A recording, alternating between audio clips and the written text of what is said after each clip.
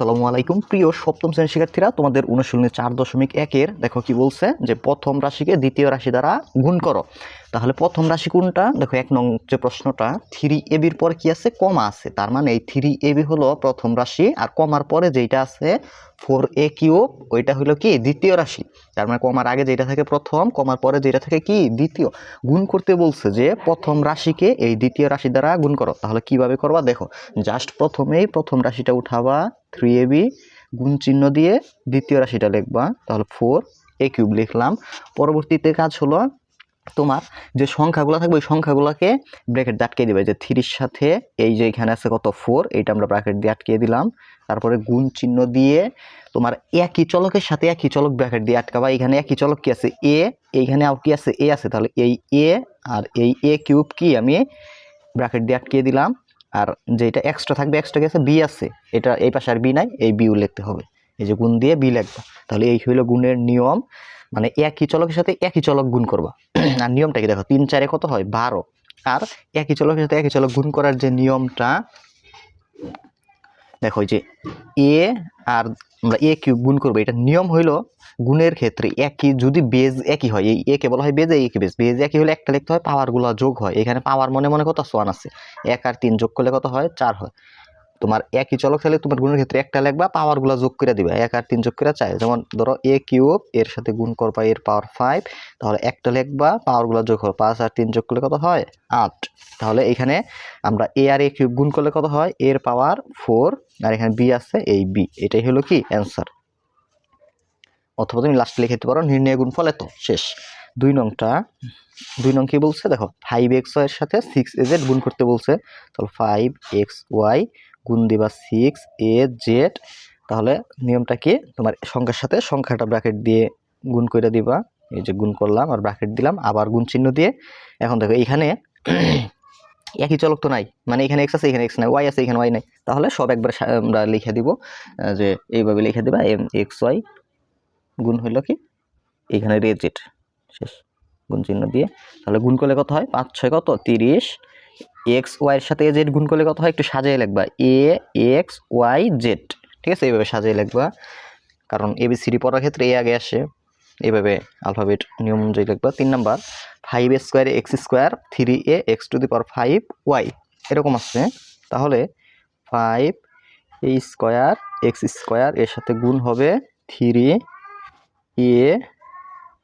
x এর পাওয়ার 5y। ওকে, তাহলে নিয়মটা হলো সঙ্গে সাথে সংখ্যা। তাহলে 5 গুণ কত?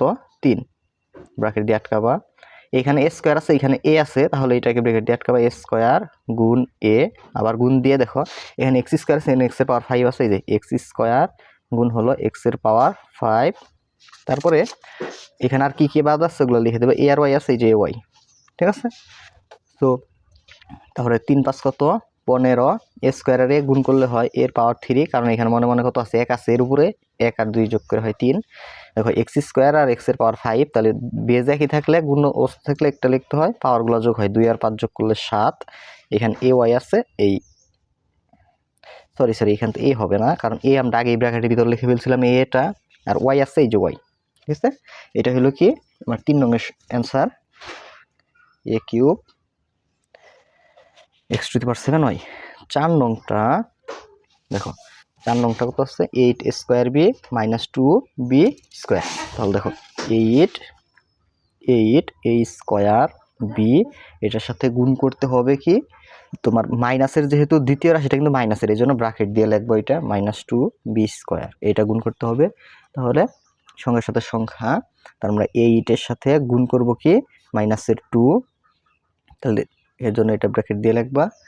আর ইন্টু আর কি আছে? এ স্কোয়ার আছে, এ স্কোয়ার ইন্টু এইখানে বি, এইখানে বি স্কোয়ার। তাহলে এইভাবে লিখবা যে বি ইন্টু বি স্কোয়ার। তাইলে ব্র্যাকেট দিয়েও লিখতে পারো, নাও লিখতে পারো, সমস্যা নাই। তাহলে 8 আর 2 গুণ করলে 16, এইখানে মাইনাস, 8-এর আগে প্লাস, প্লাস মাইনাসে কিন্তু এইখানে 16-এর আগে একটা মাইনাস হবে। এ স্কোয়ার আছে, এ স্কোয়ার, বি আর বি স্কোয়ার গুণ করলে বি কিউব। এটা অ্যান্সার। 5 নংটা দেখো minus 2b 2ab x square, এটার সাথে গুণ করতে হবে 10b cube x y Z.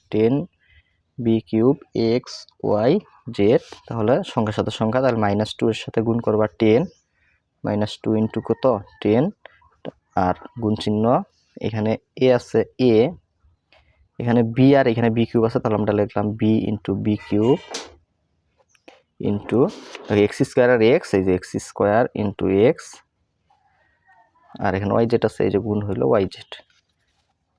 2 আর 10 গুণ করলে 20, আর মাইনাস, আর 10-এর আগে প্লাস মাইনাসে মাইনাস, এখানে এ আছে এ, বি আর বি কিউব গুণ করলে বির পাওয়ার 4, এক্স আর এক্স গুণ করলে এক্স এর পাওয়ার 3, ওয়াই জেড আছে, এই হলো ওয়াই জেড।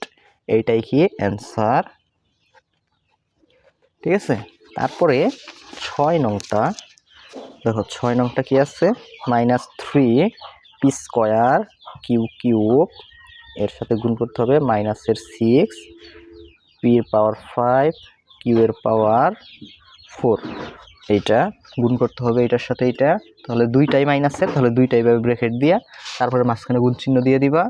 পরে দেখো -3 সাথে -6, -3 এটার সাথে গুণ করতে হবে -6, তারপরে গুণ করতে হবে পি স্কোয়ারের সাথে এই পি পাওয়ার 5 এর হিসাবটা হবে, মানে পি স্কোয়ার ইন্টু পির পাওয়ার 5 কিউ কিউব, এর সাথে কিউ কিউব, এর সাথে হিসাবটা হবে কিউ এর পাওয়ার 4, কিউ এর পাওয়ার 4, ঠিক আছে। আশা করি এটা বুঝতেছ। যদি গুণ করো তাহলে মাইনাস মাইনাসে প্লাস হবে, 3 আর 6 গুণ করলে হয় 18, পি স্কোয়ার আর পি এর পাওয়ার 5, তাহলে পি এর পাওয়ার হয় 7, কিউ কিউব আর কিউ এর পাওয়ার 4, তাহলে কিউ এর পাওয়ার হবে কত 7। এটাই হলো কি অ্যান্সার। প্রিয় শিক্ষার্থীরা, এইভাবে আমার গণিত কোর্সে, আমি কোর্সের ক্লাসগুলো আগে তোমাদেরকে দেখাই।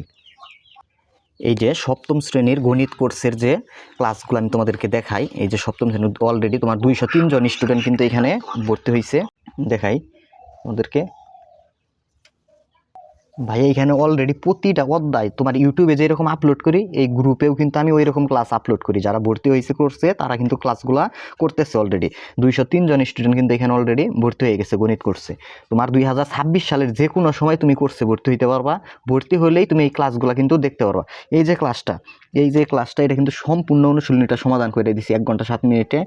তারপরে দেখাই, এই যে আরও ক্লাস আছে এখানে, এই দেখো, এই যে অধ্যায় 10, এই যে সর্বসম্মত সদৃশ্যতা, মানে তোমার এই অধ্যায়টা পড়াইছি, মানে প্রতিটা অধ্যায় এইভাবে পড়াইছি। এই যে অধ্যায় 1.2 সমাধান পড়াইছি।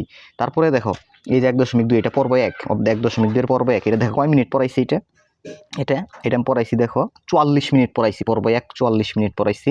আর পর্ব 2 তো দেখলাই, এই যে এটা হলো পর্ব 2, এইখানে অনুশীলনী 1.2 কয় মিনিট পড়াইছি একটু দেখাই। দেখো এই যে এই 1 ঘন্টা 26 সেকেন্ড, 1 ঘন্টা পড়াইছি। তাহলে চিন্তা করো যে ভাইয়া কিন্তু অলরেডি এইখানে আপলোড করে রাখছি ক্লাসগুলো তোমাদের জন্য। 2026 সালের যারা স্টুডেন্ট আসো একদম ফুল, কিন্তু তোমরা এই একটা কোর্স করলে একদম ঘরে বসে তোমাদের কিন্তু প্রিপারেশন হয়ে যাবে। দেখো এই যে অধ্যায় 9 ত্রিভুজ, এই অধ্যায়টা পড়াইছি, এটা তৃতীয় পর্ব। এই তৃতীয় পর্ব দেখো কয় মিনিট পড়াইছি, মাত্র তৃতীয় পর্ব 51 মিনিট পড়াইছি। 51 মিনিটের ক্লাস এইখানে আপলোড করছি তৃতীয় পর্বের। তারপরে আরও দেখাই, এই যে দ্বিতীয় পর্ব, এটা দেখো কয় মিনিট এখানে আপলোড করছি, কয় মিনিটের ক্লাস, 2 ঘন্টা 9 মিনিট, 2 ঘন্টা 9 মিনিট দ্বিতীয় পর্বটা। এই 3টা পর্বে তোমার এই অধ্যায়টা কমপ্লিট করে দিছি, 9 অধ্যায়।